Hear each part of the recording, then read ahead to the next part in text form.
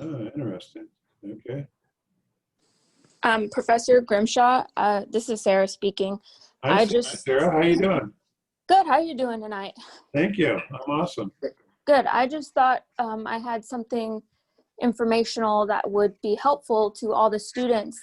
Recently, or just yesterday, I attended on Handshake through the Career Center for California State Dominguez Hills. They have a workshop for tips on how to network, and they're having a meeting again this Thursday. This Thursday. Yep. So if people go through if you log on through to your Handshake, go to events, and then it's on there. And it's a Zoom meeting, and it's only 30 minutes long. Would you mind posting that in the chat? Yes, I'll share that with everybody. Yeah, of course. That'd be great. Thank you for sharing that with everybody online. These are resources that are available to you. They don't cost anything. And what we're looking for right now is how do we open doors? And how do we kind of take a road that the whole masses aren't taking, that we can take and that help us be successful. So I'm going to end the polling here. And I'm going to introduce our guest. Dennis, are you around somewhere? Yeah, Mike, I'm here. How you doing, young man? I'm sort of getting to the end of my rope, so to speak. Yeah, no, there you go. I've been at it since 4:30, so. Yeah, it's at 4:30. This morning. PM or AM? Oh, AM. Oh, my God. Oh, my God. Yeah. All right. Okay, well, hang in. We got another few minutes. I'm good. I'm good. I'm good. Okay, so I'm going to share the results of the poll on the best way to network. What do you think? What do you think the answer would be for this group here? We got 37 people online. Well, my guess is, Mike, it's probably LinkedIn. But perhaps I'm wrong. You are. Yep, you are wrong. And here's why you're wrong. Oh, so okay, so they didn't really take into account the face-to-face part right now. Yeah. But you know me, I like that a lot. So. Yeah. So congratulations, guys, on face-to-face. And Dennis is our guest tonight. I've known Dennis for a few weeks, and I found him to be a semi-nice guy. I mean, I haven't checked him out totally, but I think once his ankle bracelet comes off, he's probably going to be acceptable. And we're hoping, I forget, what was the proposition that was if you're on parole, that you could vote or not vote? No, I'm joking. Dennis is one of the hardest working guys I know and one of the best networkers I know. And I invited him to share his thoughts with you tonight. And so face-to-face is actually the winner tonight, which is interesting. LinkedIn's second, and the other resources come up behind there. So Dennis, what we talked about your network is your net worth and social capital and face-to-face and networking. Why is that important? What should we do with that? Well, why is it important? Well, Mike, I mean, very simply put, when you start to think about, businesses and the marketplace and how things get done, right? In either building a business or starting a business or anything related to commerce, the one thing that's common, although there's many, but the key commonality is people. And people do business with people. And so the more people that you can put into the category of friend, not connection, but friend, the more power the more capital you can develop, and that capital can be spent over time with in being able to get access or being able to find resources to get what it is you need done. But it doesn't start with your hand out. It starts with your hand out to help. It doesn't start with you asking, it starts with you looking for places and people to help and serve. And so the idea is that as I build a friendship with somebody, which takes time, over time, my goal is to be of service to them day in and day out. And as I'm of service to them, at a certain point in time, somewhere down the line, I may be able to say to them, hey, Mike, I know that you know this person. I would really like to talk to them.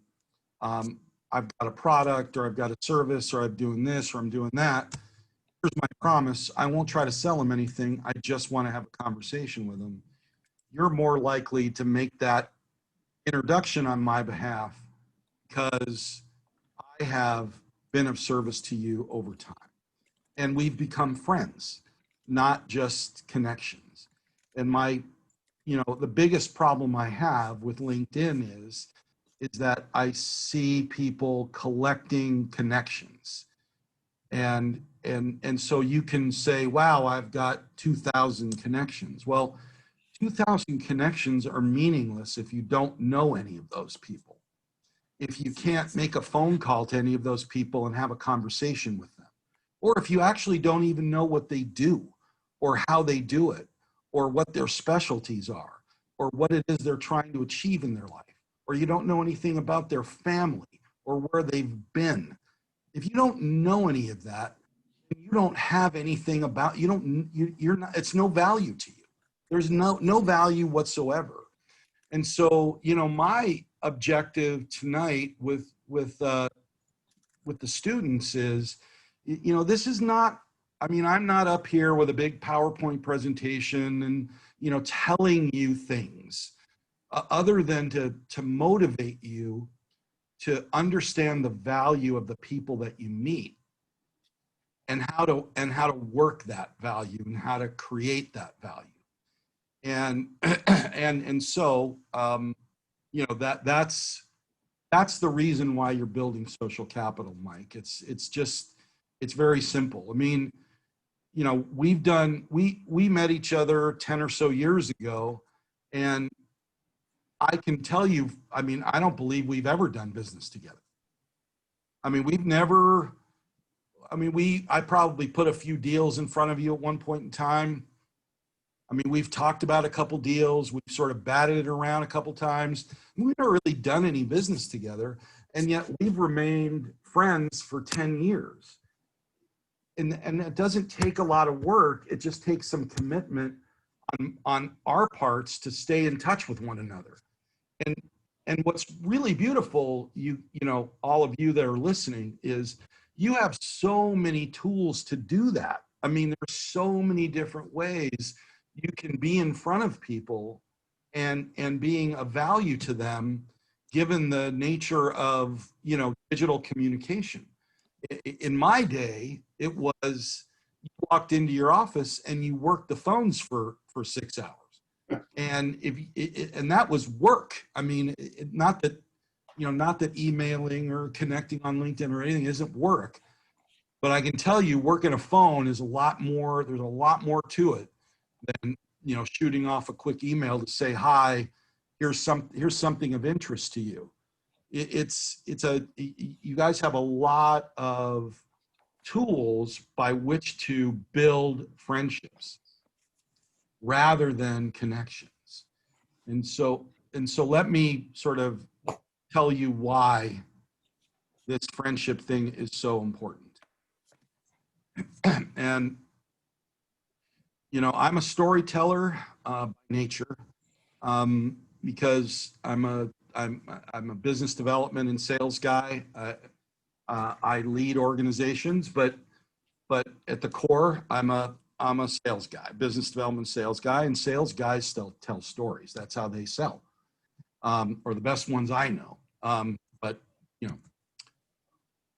So I have a colleague of mine that I met a number of years ago. We're competitors, but we're friends, and we've known each other for a long time.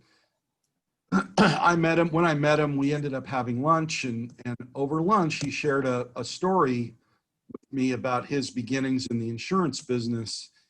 And he was working for Liberty Mutual, and he walked into the sales room every day, and there was a big sign over the door, and that sign over the door said the following: all things being the same, which, by the way, all things are the same. Okay. Most of the products you sell, most of the things that you do, other people do. Most of the resumes that recruiters see, they've seen. I can promise you that. So all things being the same, people want to do business with their friends. All things being not the same, in the instance that is true, people still want to do business with their friends. Go out and make friends. That particular saying has guided 2020. There's one other one that I will share with you as well, but that is a saying that I say to myself every day. My job is to make friends. And so the question becomes, how do you make friends? Now that seems like a reasonably simple question to ask, or a reasonably simple question to answer. Would you not agree? So fair enough. I mean, you guys can raise your hand or jump in whenever. I don't have so feel free. Making friends is not as easy as you think, because it requires a fair amount of work, and it requires a fair amount of work on your part. Because generally speaking, people are sort of, very comfortable with where they're at, right? It's not like they need maybe more friends, but you do, and we all do, especially if we're trying to build a business or run a business or sell or whatever it is we're trying to do. Doesn't matter. You want friends. You want to build those friendships, and you want to determine who you can become friends with. So when you go out and network and you walk into rooms, or you go out on LinkedIn and you're trying to connect with somebody, one, how do you decide who to connect with? Two, what's your message when you go to connect with them on LinkedIn? And three, what's your message when you walk into a room with a bunch of people that you don't know?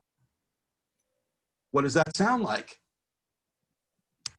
Yes, Santiago, are you raising your hand?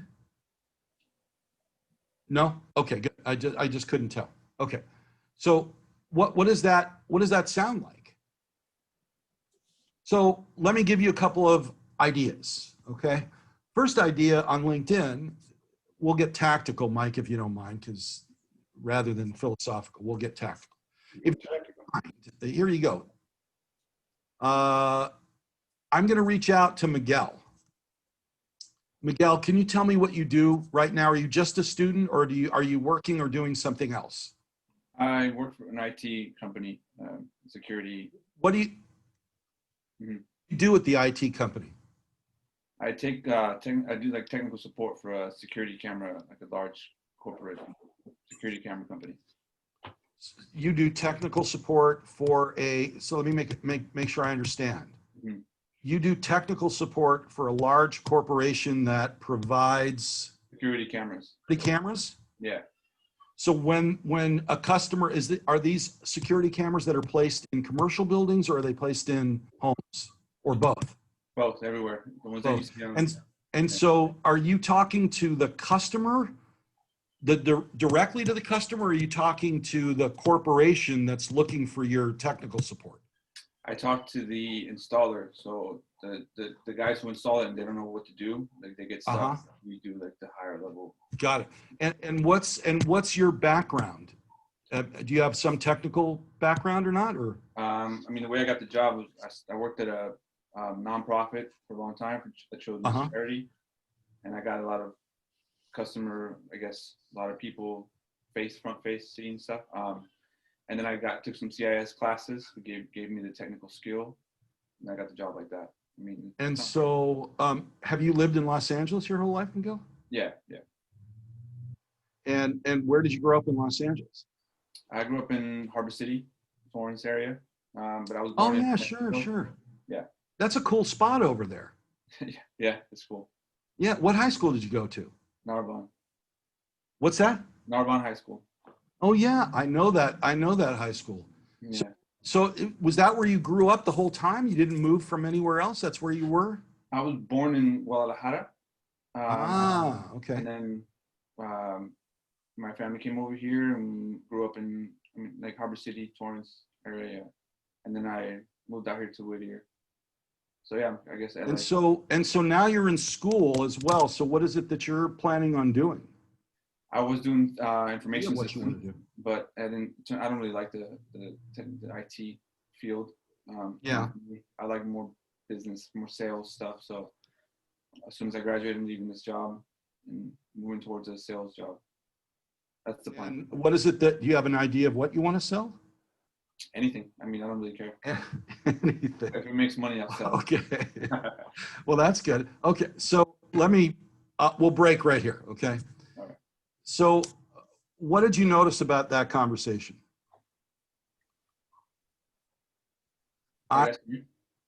Yeah, well, no, you can answer that question. Sure, you can answer. I can answer it. Okay, Travis, go ahead. You related to him. Like you're like, oh, you live in, I forgot the city, and like you connected with him, not on just like it seemed like you connected more than just maybe like on a normal level. Like you connected somewhat deeply with him. You wanted to make him your friend. He's comfortable where he is, but you're the one that was approaching, like making it seem like you're the one interested in knowing more about him than him about you. Did I ever even say anything about me? No. You didn't. And also, No. I was going to say that you listened to his answers. Everything that he said, you followed up and made sure that you let him know that you heard what he had said. That's right. That's exactly right. Very good, all of you that commented. Here's the thing. Listening is the most important thing you can do, and it's the most important thing you can learn. And it is not an easy skill. And if you think it's an easy skill, you're kidding yourself. And the reason why is, would somebody like to answer why listening is so difficult and why it requires so much skill? You have to absorb what you're listening to. Well, that's true, Travis. You need to absorb it, but how do you absorb it? And why is it so difficult to absorb it?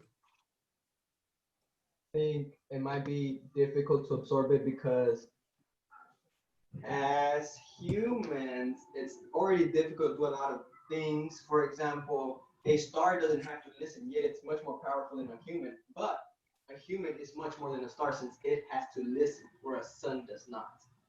Yeah, unfortunately, at my age, my hearing is starting to go a little bit, and so I didn't quite catch that. Caesar, can you try that one more time? I'm gonna bring my other mic. Okay, that might help. Yeah, turn on the old man mic. I think most people want to talk about themselves more than they want to listen about to others. Yeah, that's true. That's the hardest part. Yep. Another thing I would say, it's like if it's something that's kind of you're interested about, you'll listen to it. But if you're not interested in it, you just zoom out and you won't pay attention.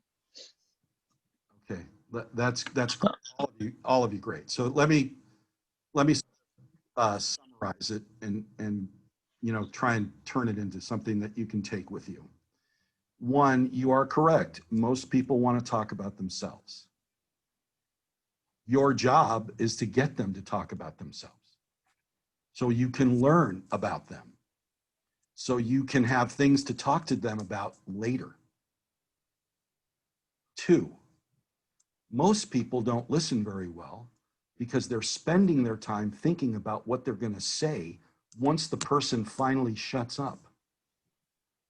Like they're listening going, man, I can't wait to say this because I'm so smart. I'm so great. I'm going to be able to do all kinds of really cool stuff once that guy or gal shuts up. So you don't hear half of the stuff that's being said. 3, it requires active listening. And so active listening, the strategy for active listening, you may have heard in some of your classes, if you haven't internalized this and made this a practice that you're going to commit to, then you'll have missed an opportunity to build your skills in listening. And that is to when somebody says something to you, you give it back to them. So Miguel, I understand that you're working for an IT company. Now, when Miguel said that to me, I didn't really understand what that meant. So I was sort of giving it back to him with the idea so that I could get him to explain a little bit more about what he's doing. Because most jobs today are not that simple. It's not like you're laying bricks, although there are people that lay bricks and we should be thankful for that. But a lot of the jobs that you and I do are very they're just not as easy to understand. So you want to try and probe and understand that. And so you're going to give the information back. So Miguel, I understand you went from Guadalajara. When did you come from Guadalajara to LA? What happened? Did your parents get it? You're interested in what the other person that you're talking to is saying. You're interested not because they're going to give you something in the end. You're interested because you generally are interested. You genuinely want to know that person because you've got to determine a couple of things when you're meeting people, when you're networking. One, is this a person that I can be friends with? 2, is this a person I'm going to be able to help in some way down the line in some form or another? Is this a person I want to have in my group of influencers and people that I want to be around? And 4, if not, I'm going to need to politely move on, tell them it was nice to meet them, grab their business card. When you return back, send them a nice message. It was nice to get to know you, and I appreciate the opportunity. If I can ever be of service, let me know. But the people that you really want to know, the people that you feel like you can help, the people that you want to build into a friendship, you go back with their business card and you go, "Hi, Miguel, I really enjoyed our conversation. It was really nice getting to know you. I'm going to be in your area in a couple of weeks on Wednesday at 3 o'clock. I thought maybe we could grab a cup of coffee and chat a little bit so I can learn a little bit more about you. I think there's a few people I'd like to introduce you to, and I kind of want to be able to support what it is you're trying to do."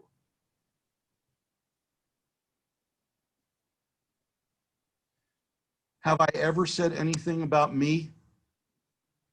No. Is Miguel likely to take that meeting? I would. Yes. I like you already. I'm sorry? I like you already. Well, thanks, Caesar. I like you too. I mean, I don't really know you yet, but we usually make decisions about people we like pretty quickly. Usually within 30 seconds to a minute, you've got a pretty good idea of whether or not the person you're talking to is somebody you can create a friendship with. And friendships take time. They take time to build, and you've got to be there. And you've got to want it. And you've got to be genuine. And you have to show up. I chatted early on when I showed up. I said, what did I say? I said, "I'm here to be seen." And the reason why I said that is because I'm here. This is all me. You can ask me any question that you want about who I am, where I've come from, what I've done, all of my mistakes, all of my foibles. I have no problem sharing them with you. Everybody has them. Everybody's got problems. Everybody's got issues. Everybody's made mistakes. If you want people to get to know you, don't be afraid of that. Don't hide behind it. Don't try to be somebody that you're not. I have made more mistakes in my life than I care to admit.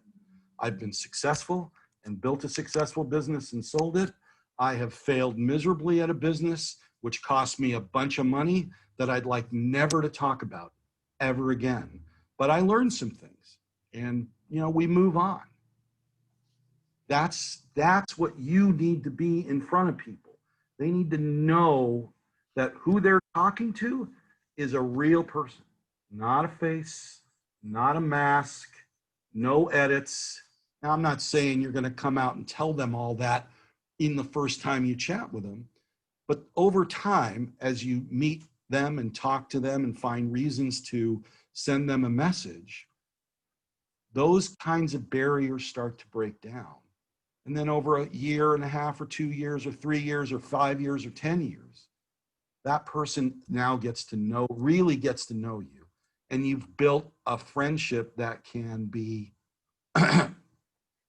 that can be used, and I don't mean used in that way. It's a friendship that's mutually beneficial, and that is social capital. That's the social capital you're building. In the ideas in my relationship with Mike, for instance, if I looked inside Mike's LinkedIn profile and there was a guy there that I wanted to meet, my guess is I could reach out to Mike and go, Mike, is there a chance you could introduce me to, Joe? Mike would, I'm pretty sure, now maybe he wouldn't given his description of my ankle bracelet. Mike might make that introduction for me, right? That's what you're building. What you're building is that capital. So the bottom line is people need to like you before they trust you. It's not the other way around. They need to like you before they trust you. Okay, so let me step back. Jezid, you sort of came on, and then I'm sure I'm not pronouncing your name right. Did you want to say something, Jezid? I saw you kind of seem like you wanted to chat. Did you have something to say? Because I felt I didn't quite get to you. You're good? It's all good. Okay. All right, cool. Very cool. All right. So let's talk a little bit about how difficult networking can be. And that's great that you have a link to some techniques for networking. So let me give you I'll give you a couple of tips, a couple of my tips, and then I'm sure there'll be tons more. One, you got to let go of all your fear. That's the biggest problem. The biggest problem that I see is there's fear. And so, to be honest, I network because I've done it for a long time. It is not my favorite thing to do. I like to meet people, but I don't like walking into a room where there's a bunch of people that I don't know. By nature, I'm somewhat of an introvert, but because I do business every day, I've had to learn how to be a bit more of an extrovert. And I was sharing in the first group that I've been going to various networking meetings for years, excuse me. And I caught myself at one point in time walking into a networking meeting and finding people that I knew and then just walking over and chatting with them all night. And I never would meet anybody new. And I went, well, what's the point of that? I can talk coffee with them and do whatever I want with the people I know and the people I'm friends with. So why am I going? And so what I ended up doing was sort of saying, okay, I can't do any of that until I, in my case, meet 3 new people. So how do you meet 3 new people walking into a room? Any ideas? Okay, so let go of your fear. They're just people. The fear that you have is in your head. 2, you don't judge. You don't decide who's the right person, who's the wrong person, whatever. You don't do any of that. You find a person and you walk up to him and go, hey, my name's Dennis. I just got here. Who are you and how did you get here? That's how I always did it. Hi, my name's Dennis. I just walked in the room. What's your name and how did you get here? And people will answer that. My name is Saul, and I was invited to this event by, so-and-so. And then from there, you go right into the process I did with Miguel. Oh, hey, great, Saul. So how is that person? How do you know that person that invited you? Oh, it's a person that I've worked with for years, or a person that I know from school. And I said, oh, well, that's cool. What school did you go to? What did? Then you just follow that same process, right? Building your sort of relationship until you can decide whether or not, Saul is somebody that you like. And Saul seems like a good person or a good guy. And then you just kind of, keep chatting until you find a place where you feel like you can leave the conversation. So for instance, you're not going to spend all night with that person or that day or during the day or whatever. So you might look around the room and look for somebody you know, and based on what you've listened to from your conversation with Saul, you might reach over or walk Saul over to introduce him to somebody you know in the room. Can I say something? Yeah, go ahead, Travis. Yep. I think what probably most people are thinking is that they come into a room like that. Well, for me personally, and maybe some people in the class, because we're young and yeah, we don't have anything. We feel like maybe we don't have something to offer. They're like, we're coming from, we don't have much to offer. We're not like financially successful. We don't have all the connections.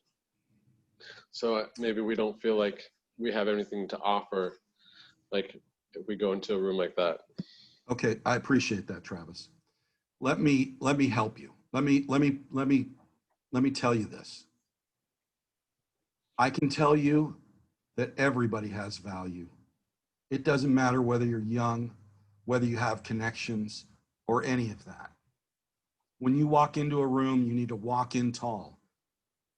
You have lived your life, you know things, you're valuable. Don't sell yourself short. Just introduce yourself, because you're not looking for anything but to create an opportunity to make a friend. And here's the thing, if you walk into a room with a bunch of older guys like me, or some older guys and there's younger guys want to help younger people. I'm telling you, they do. Not everybody, but if you shake enough hands and you talk to enough people, there are going to be people that want to help or want to get involved or want to make your friendship, because it's not as cut and dry as you think it is. The fact of the matter is that, I taught for 10 years, gosh, a long time ago, it seems. I have students that still reach out to me after 20 years. They were valuable people then, and they're valuable people now. Everybody's valuable. And when you think you don't have anything of value, then people will think that. You need to think of yourself as valuable because you are valuable. You are coming into the workforce. You are bringing new ideas. I think I'm just thinking of it just from a financial standpoint. Yeah, that's the least of this conversation. Okay. You're not thinking about the financial. The people that are at networking meetings thinking about financial transactions and how they can make money are the people that don't make friends. I can promise you that. Mike, you want to second that or no? Oh yeah. You can tell them a mile away. It's just like you got a big dollar sign on top of your head. I said, no, I'm not interested. Thanks. Yeah, you can tell them right away whether that's the case. I'll share. Gosh, let me just stop for a second, make sure. Yeah. So, you're doing great, Dennis. Let me just take 2 minutes, Mike. If you don't mind, let me share this story. Yeah, go. Things are, when you think about things from a financial perspective, from a networking perspective, then you're putting the cart before the horse. So I was on a flight to San Antonio probably, oh gosh, 10 years ago, maybe. I don't know. It's been a while.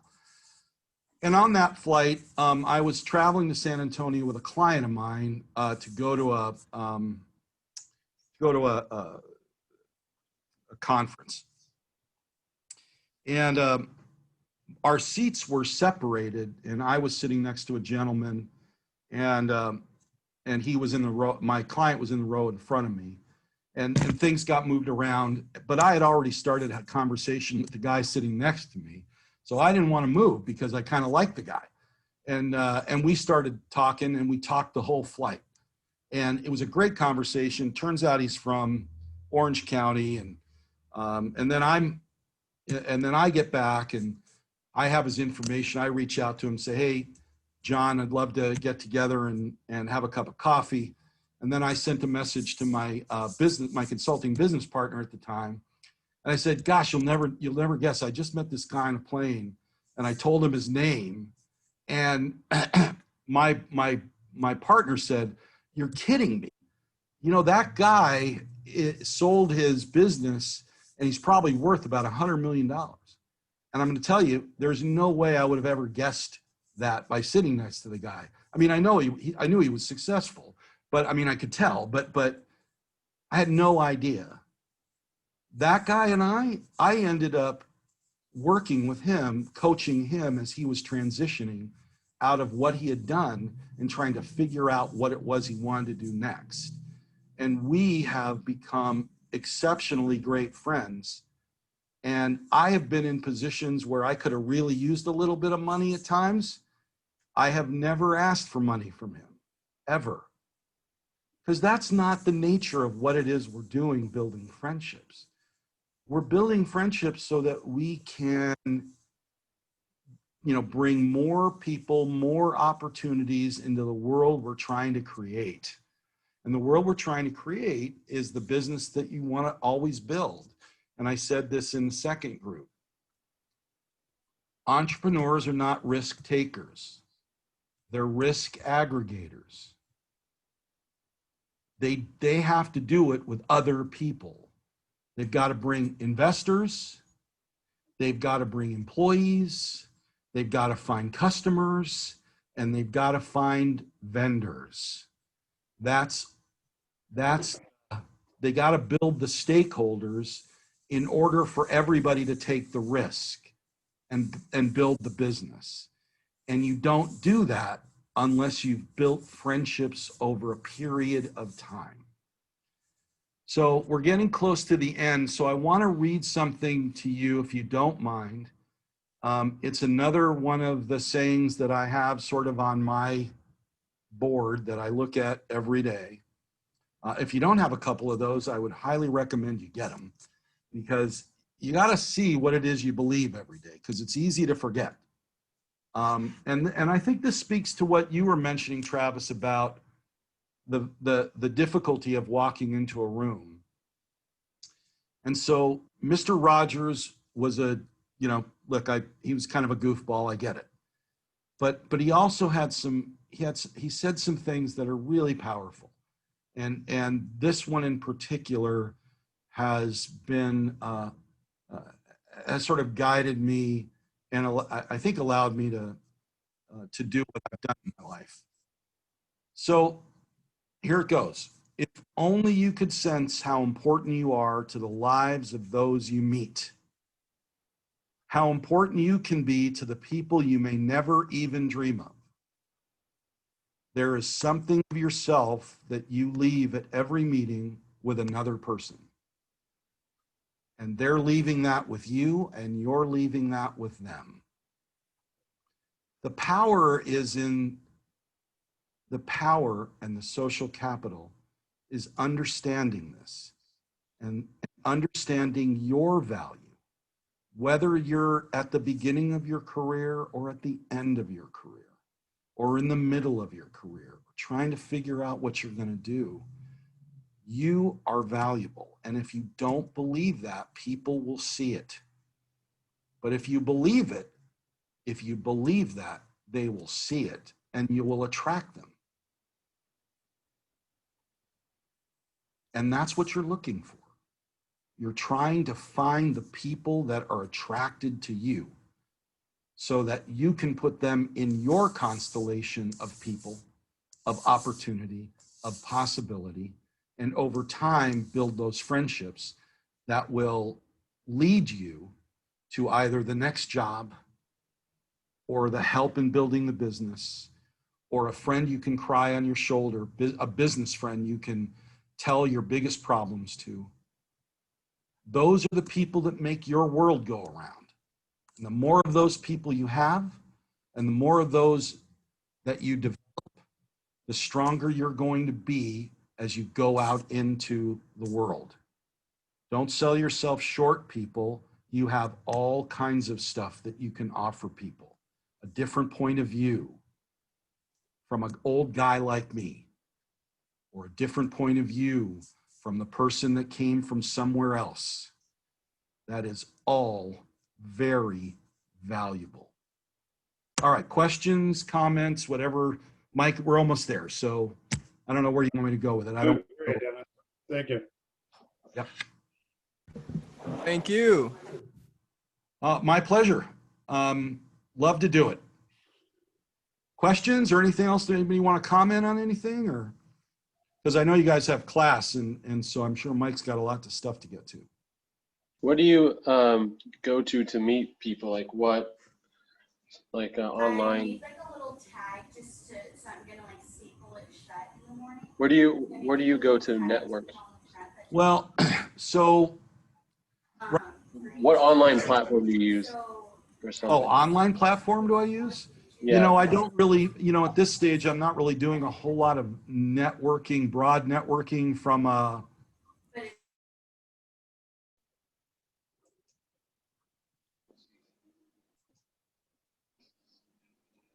Shoot. Oh, I guess left. Oh gosh. I think he muted himself. Sir Dennis, you're mute. okay, sorry.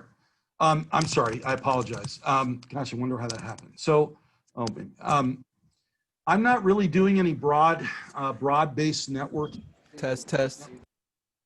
Well, I'm still, I'm unmuted. No, you're good. You're good. All You're right. good. Okay, really quick. Right now, I'm really not doing much networking from a broad perspective because most of my work is in certain verticals. And so I'm reaching out primarily through LinkedIn with a sort of a direct message to those folks in the certain verticals that we're trying to write insurance in. So, you know, I don't really do much when I was, you know, when networking comes back, there are certain groups that I tend to go to. There's a few different networking events that I like to go to that usually have some people that are the people that I'd like to meet. In some cases, I know a lot of the people there because it's been years, but you know, I just look for them. You know, one of the things, meetups are kind of an interesting way to find people. If you get involved in your, and I mean active, in your alumni group when you graduate from college, that alumni group is really valuable, but you've got to be active in it. You got to show up. You got to be supportive. You got to help them. You can network inside your local chamber. So you join a chamber of commerce and you get involved with them. If you join a chamber, try to become an ambassador, because ambassadors are the people that meet everybody at the meetings at the door. Hey, how you doing? You become an ambassador, you get to meet a bunch of people and you can kind of use that as a way, but you get on a committee and you get really active. I'm heading up north because I'm a member of an association, and you know, I'm active on a couple of their committees. It takes time. It's time and energy, and that's why it's social capital. It's an investment of your time, your energy, your commitment, your desire to build the kind of relationship that you can help and that can help you. Yeah, we gotta free up our time to give it to others for sure. You gotta manage. You gotta block it off. I mean, 2 hours of my day is connecting people, reaching out to people, saying hello to people. I mean, really, literally 2 hours of my day is that. So you've got to. Okay. Other comments or questions or anything else? Finally, I think a good way to get you used to sharing your main thing that you would like everyone to know is basically they have to ask you the question of what is your life goal, or what is it they're gonna do after school, or even are you currently in school? Simply by someone asking you, are you currently in school, you should always answer the same question with the same story, but you should always elongate it more and more with each person that asks you, so you become professional at what you will be in your life. Okay. Yeah. I mean, you do have to know what you want to say about yourself. It's sort of like the same idea with you guys pitching a business, right? You have an elevator pitch, you've got 15, 30 seconds to go from the top of the elevator to the bottom to convince somebody you have a good business. And It's you the gotta same tell, thing. You got 30 seconds to convince me that you're valuable. you gotta tell 2 people at least a day. There you go. For sure. Absolutely. Hey, Thank Dennis, you, Mr. Bernstein. Yeah. go ahead, Travis. No, I just said thank you. Yeah. Oh, my pleasure, Travis. And feel free to, truthfully, feel free to reach out to me if you want on LinkedIn. I'm out there. I will surely respond. I have 12 kids, and so, my job is always trying to help young people. So 12. yes, Michael, 12. Holy shit. Is that the business that you're in? Just raising your kids? That is the business that I'm in, it seems like at times. 12. I How cool, think I met you we at dedicated. 9 or something like that. You got 12 now? Oh, Yeah, my God. Mike, I had a couple after I've had a few more. Yeah, I can see that. Yeah, great. Wow. Congratulations, Sherry, young man. So, Thank you very much. yeah, and I'll tell you what, man. I'm going to give you a quick rating on the 3 sessions you did, because I don't think you knew exactly what you were getting into tonight. Yeah, sure. Yeah, but I'll tell you what, you hit it out of the park, and I appreciate that. And as we went through the night and working with my students and the folks that were in the set, because we had a number of other folks that joined us, you were very focused and helpful for everybody that that you responded to, or that you interacted with, and that's so important. So thank you. Well, Mike, I appreciate it. I really appreciate the opportunity to some thoughts with folks. It's what I love to do. So. And 4 in the morning, is that because of the kids, or is that just your? No, that's the time. My time is from 4:30 to 6:30 is.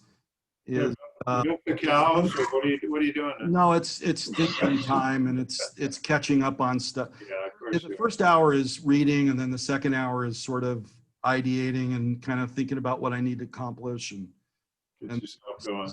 It's just been my habit for a long time. Well, Dennis, yeah, Dennis, as always, it's a pleasure, and please stay healthy. Oh, I will. You too, Mike. And all of you, be safe, huh? Yeah. So we'll see you. Thank you. Yeah, angels be with you. Guys. Appreciate it. Thank you. Thank you, Dennis. Thanks a lot. Thank you, See you Dennis. guys.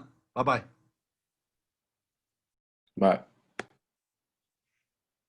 All right, guys, I'm going to turn off our recording, and